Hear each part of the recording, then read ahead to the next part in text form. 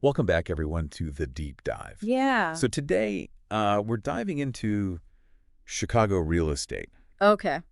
But we're not just talking about, like, Yeah. buildings and neighborhoods and stuff like that. Yeah. We're going a little bit deeper and looking at quantitative real estate strategies. Interesting. And for this, we're really excited to Yeah. be tapping into the expertise of Michael Linton. Okay. He's a commercial real estate broker. Got it. Been working in Chicago for, like, almost 40 years. Wow. So he really knows his stuff. For sure. And he's got this great website, chicagodealflow.com, I see. where he shares a lot of his insights. Cool. So, for a long time, real estate's been kind of like this gut feeling, experience-driven kind of field. Right.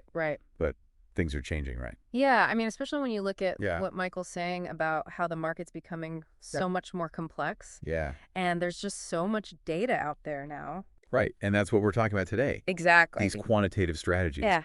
So how do we even, Yeah. explain that to someone who's never heard of that? So essentially you're using data models, algorithms, all that good stuff to kind of unlock these hidden opportunities, make better decisions, analyze trends, predict values, manage risk. So it's not just for Yeah. these huge firms with tons of analysts. Yeah, you don't have to have a whole data science team. Right.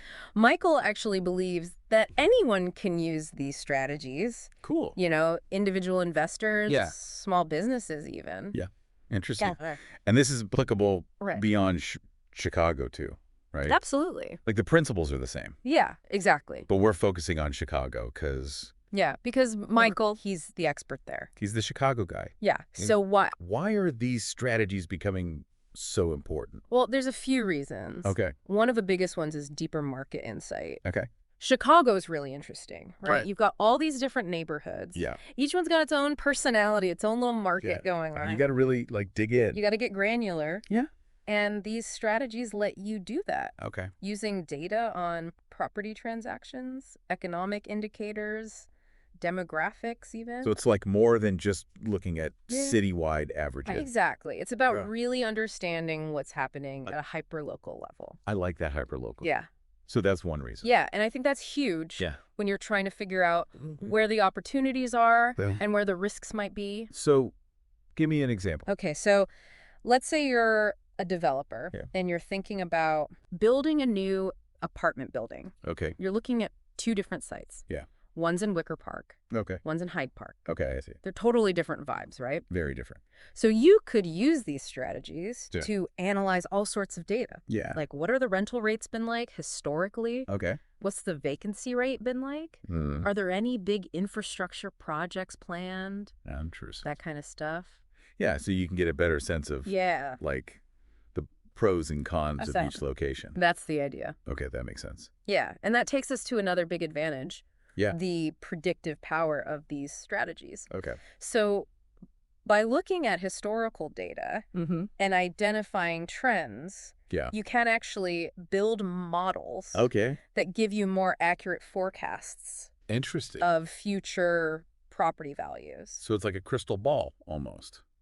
Kinda, yeah. Okay. But it's not magic or anything. Yeah, It's yeah. really just about using data to make I smarter predictions. So let's say I'm an investor. Okay. I'm interested in the South Loop. Okay. Hot area. Yeah. Lots of development happening there. Yeah. So a quantitative model could Okay. help me figure out Yeah. how property values might change Got it. in that area Well, over time. Based on past Yes. trends and stuff. Exactly. Past price trends, Right. new development activity, Yeah. transportation access, crime rates, Interesting. all sorts of factors. So you're really getting a comprehensive picture. Right. Okay, cool. Yeah. Yeah, and this all ties into another big benefit. Yeah. Efficiency. Okay. Trying to analyze huge data sets manually. Yeah. No thanks. That would take forever. Right. But these quantitative approaches, Yeah. they let you automate a lot of that work. Okay. So you get faster insights Got it. and you can make decisions more quickly. Which is crucial in a market like Chicago. Oh, absolutely. Yeah. It's so competitive. Yeah, you got to be able to Yeah, move quickly. exactly. And that's really what these strategies are all about, gaining that competitive edge. Yeah, in a market like this. Right. In a sophisticated market like Chicago, everyone's looking for an advantage. For sure. And being able to use data Yeah. to make better decisions, that's a game changer. Like having a secret weapon almost. Kind of, yeah. Okay, so we talked about the why. Right, the benefits. Yeah, the benefits of using these strategies. Now let's get into the what. Okay, so how do they actually work? Yeah, like what are the pieces? So it all starts with data collection and analysis. Sure. You got to gather data from all sorts of places. Like what kind of sources? Property transactions, Okay. economic indicators, demographic trends. Yeah. Even zoning changes. Interesting. Upcoming development projects. So it's like putting together a puzzle. That's a great way to put it. Yeah. Each piece of data gives you a little bit more of the picture. The whole market. Exactly. Okay. Then once you've got the data, yeah, you got to do something with it. Right. That's where the advanced statistical modeling comes in. Okay, now I'm not a mathematician. Right. So break that down for me. Okay, so basically you're using these fancy math models to analyze the data and extract meaningful insights. Give me an example. Okay, so let's say you're trying to figure out the future value of retail spaces in Bronzeville. Interesting. That's an up-and-coming neighborhood. Yeah. So you could build a statistical model that looks at things like historical lease rates, foot traffic data, proximity to public transportation.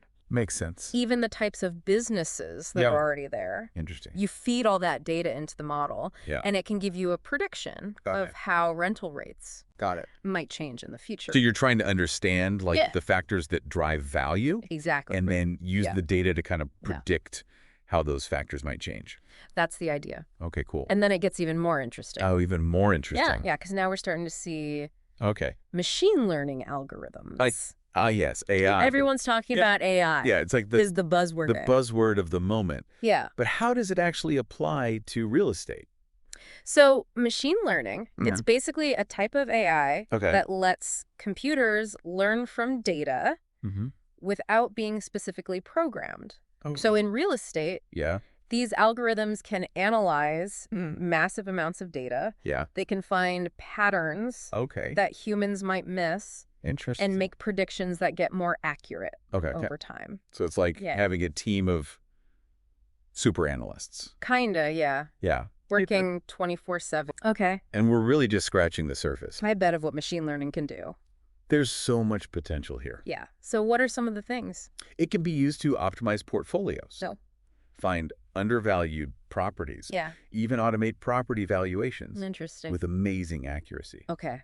But I imagine having access to all this data is crucial. Absolutely. So how do these strategies incorporate big data?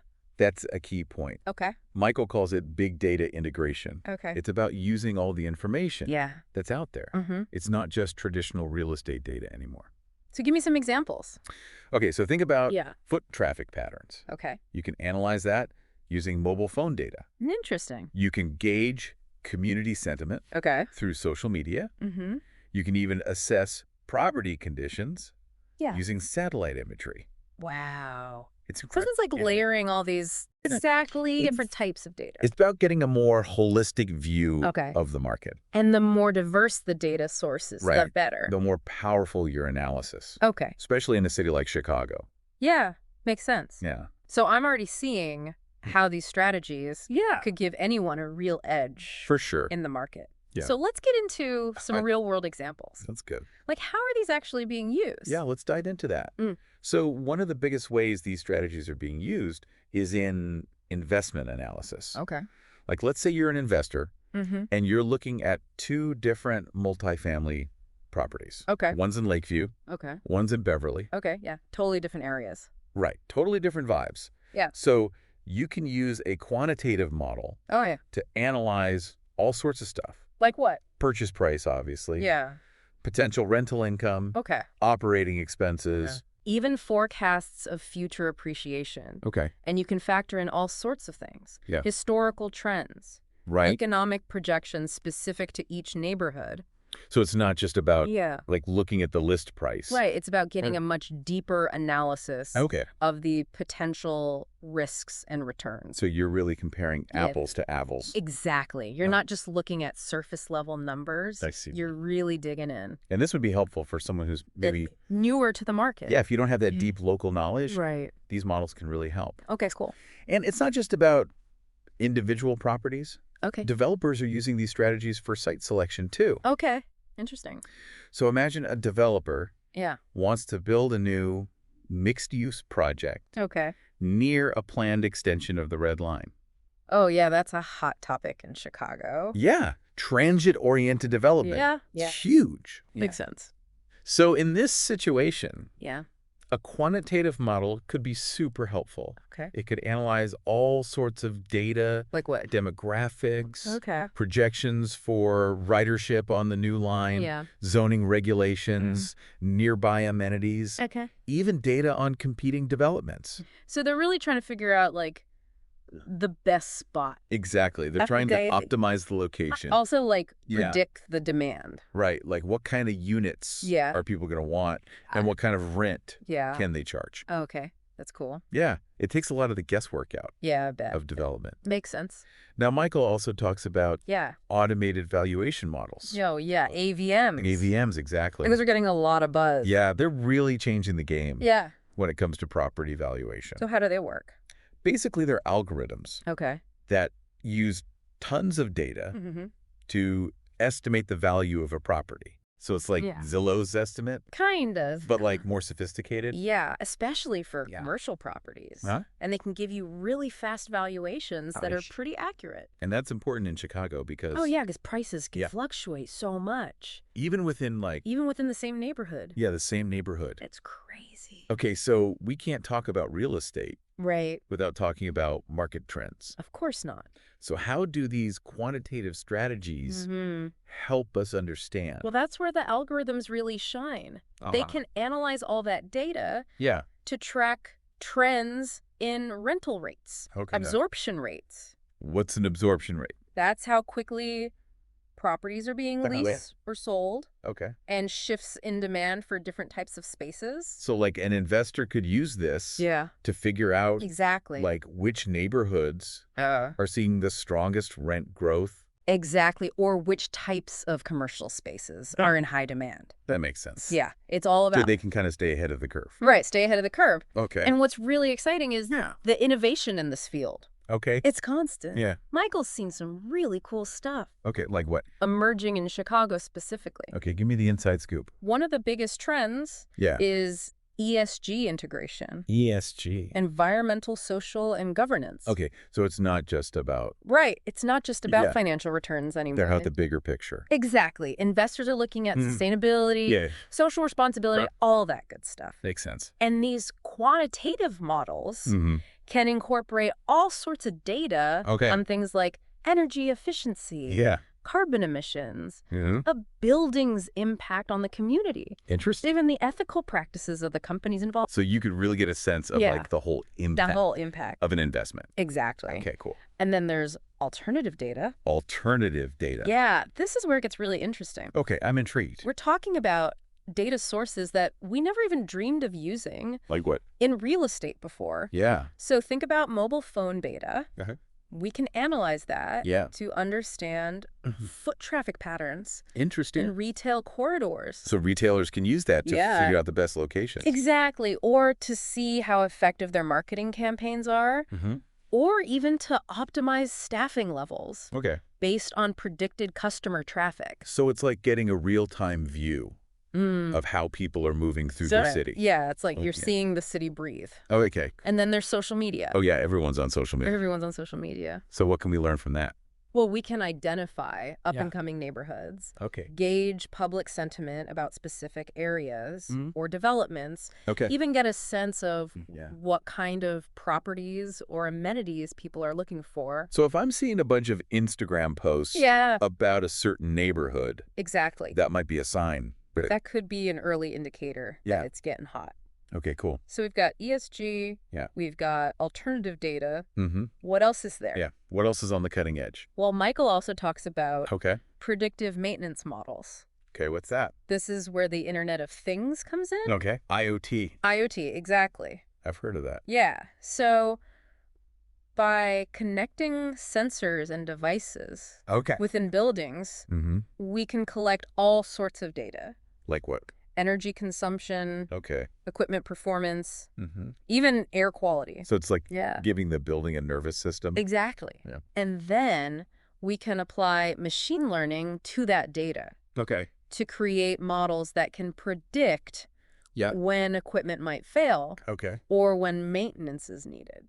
So you can avoid those big, costly breakdowns. Right, and save money. Makes sense. Yeah, so it's awesome. It's a good fit for the sustainability push. Absolutely. Oh. Now, I know this is a lot of information. We've covered a lot of ground. So for our listeners who are like, okay, this is cool, but how do I actually use this? Where do I start? Yeah, what does Michael recommend? Yeah, let's get into that. So Michael really emphasizes that data is not everything. Okay. You still need that local expertise. Right, because data can only tell you so much. Exactly. You got to know the neighborhoods. You got to understand those Chicago submarkets. Yeah, like what makes each one unique. Right, and he also talks about how important it is to stay up to date on the latest tech. Yeah, because things change so fast. All the time. Especially with data analysis. Yeah, what works today might be obsolete tomorrow. Right, you got to keep learning. Exactly. And of course, you got to make sure you're using good data. Garbage in, garbage out, right? Exactly. But I think one of the most important things Michael says is don't forget the human element. Okay. He's a big believer in combining those quantitative insights with qualitative market knowledge. So it's not just about the numbers. Right. It's about using the data to inform your decisions. But you still got to use your judgment. Exactly. The best real estate professionals are the ones who can blend both. Okay, that makes sense. And it's important to remember that even the best models have limitations. They're not perfect. Especially in a dynamic market like Chicago. Yeah, where things can change on a dime. Exactly. So use the models as a guide. Yeah. But don't treat them like gospel. Okay, so we've learned a lot about quantitative real estate strategies. What are some of the key takeaways? I think the biggest one is that these strategies are here to stay. Okay. They're changing the game. Yeah. And they're only going to get more powerful. So it's like a new era of real estate. Exactly. Data is king. Yeah. And if you can use it, you've got a real advantage. And the cool thing is anyone can use these strategies. Okay. It's not just for the big institutions. So if you're an investor, a developer, a business owner even, just someone who's interested in real estate. There are tools out there to help you get started. So it's not just about crunching numbers. It's about using the data to unlock insights, make smarter decisions, and achieve your goals. I like that. Yeah. And I think Michael's insights are a great place to start. And you can find those on his website, right? ChicagoDealFlow.com. That's right. And he's also got a phone number. You can give him a call at 312-1031. Okay, so he's really accessible. Yeah, he's great. And he's passionate about this stuff. Definitely. So as Michael says, the market's always changing. Right. You got to stay ahead of the curve. Embrace those new technologies. Yeah. Stay informed and never stop learning. Couldn't agree more. Yeah. So for all you data-driven real estate fans out there, here's a thought. Okay. With the right data and tools, anyone can gain an edge. It's true. The question is, are you ready to dive in? That's the question. Thanks for joining us on the Deep Dive. Yeah, thanks everyone. We'll see you next time for another Deep Dive. See ya from